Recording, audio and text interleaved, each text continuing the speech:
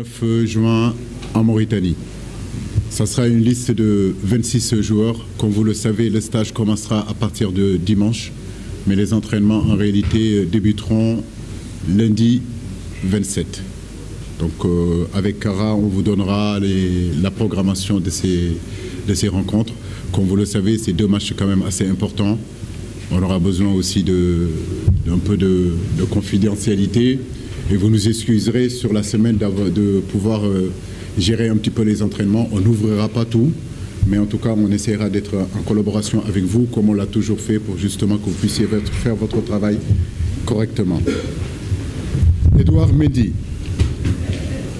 Seni Dian, Mori Diao, Abdoulaye Sek, Formose Mendy, Kalilou Koulibaly, Pathé 6, Moussa Niakhaté, Seydou Sanou,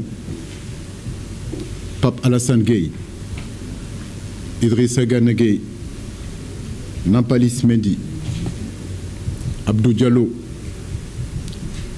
Mikaïl Faye, Pape Matar Sarr,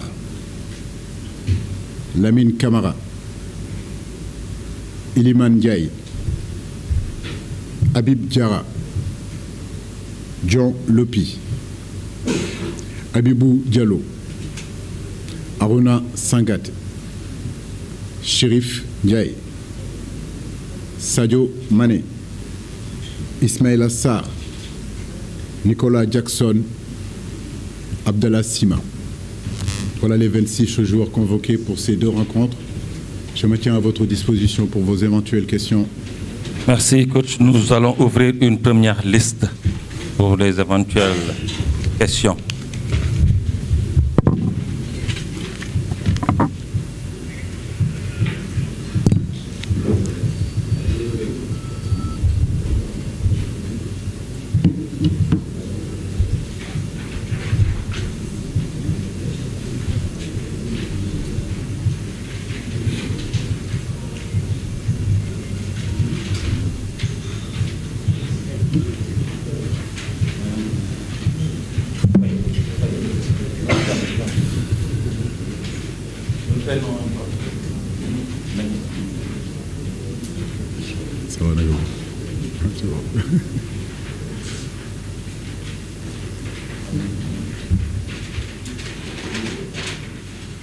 Nous avons 3 intervenants pour l'instant. S'il vous plaît, vous donnez le micro à Marem Ndiaye. Allez, Marem. Bonjour. Bonjour à tous. Bonjour coach. J'aimerais savoir, c'est Mariam Ndiaye du journal Les Échos, la motivation d'appeler Chérif Ndiaye qui va rejoindre la tanière. Merci. Bonjour Mariam. Chérif, pourquoi il est là, c'est du fait qu'il ait fait une très bonne saison, tout simplement. Je pense qu'il a été quand même assez régulier. C'est un garçon qui a marqué pratiquement plus de 20 buts, qui a délivré, je crois, 4 à 5 passes décisives. On le suit depuis longtemps. Il a joué la Champions League.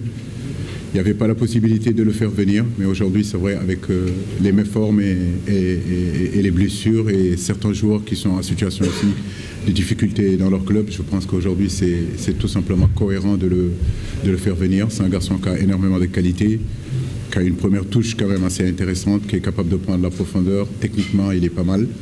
Et dans la surface de réparation, il est capable de nous marquer des buts. Donc je pense que le faire venir, c'est juste normal. Voilà. Merci.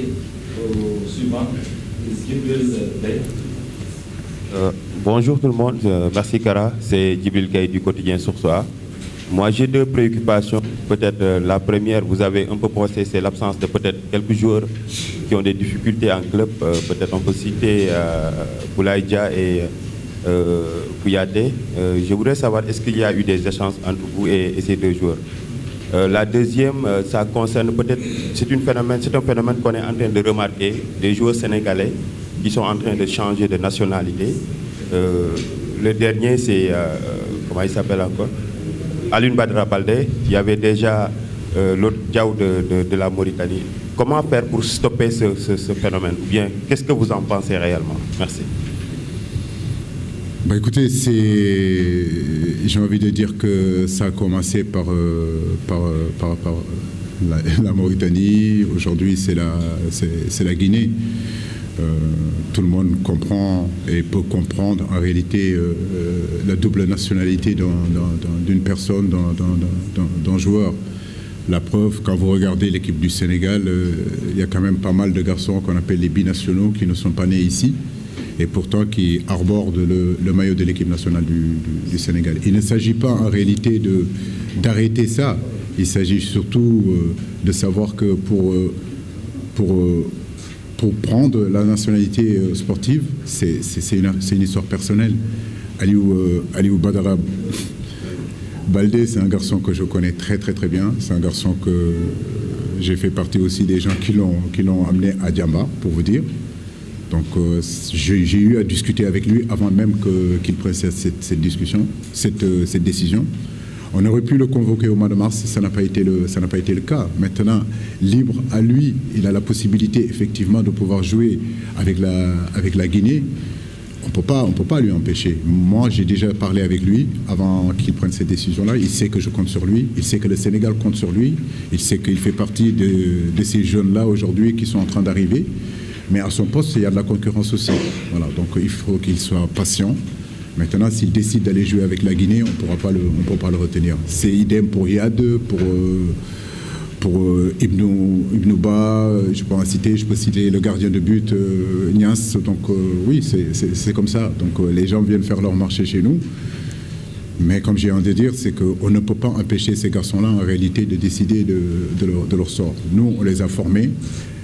Ils ont joué avec nos petites catégories. Maintenant, avec l'équipe A, c'est vrai que la concurrence est quand même assez intense. La concurrence, elle est énorme. Je peux comprendre, un garçon se dit que je n'aurai pas la chance de pouvoir jouer avec le Sénégal alors que je pourrais jouer la CAN ou bien jouer la Coupe du Monde dans un autre pays.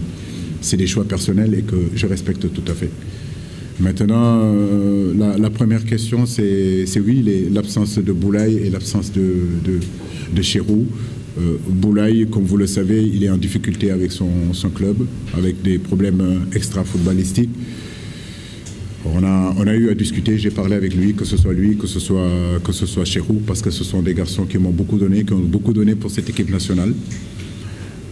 Donc les appeler pour leur faire part justement qu'on les convoquera pas, en tout cas pour ces deux matchs-là, mais ça ne veut pas dire qu'on fait une croix sur eux. Je sais que cette saison a été une saison difficile pour Kouyaté, ça a été une saison aussi difficile pour beaucoup de nos joueurs, ça a été difficile pour Boulaye. Ce serait pas mal aussi de les laisser se concentrer pour la saison prochaine et qu'ils puissent revenir en tout cas dans de meilleures conditions.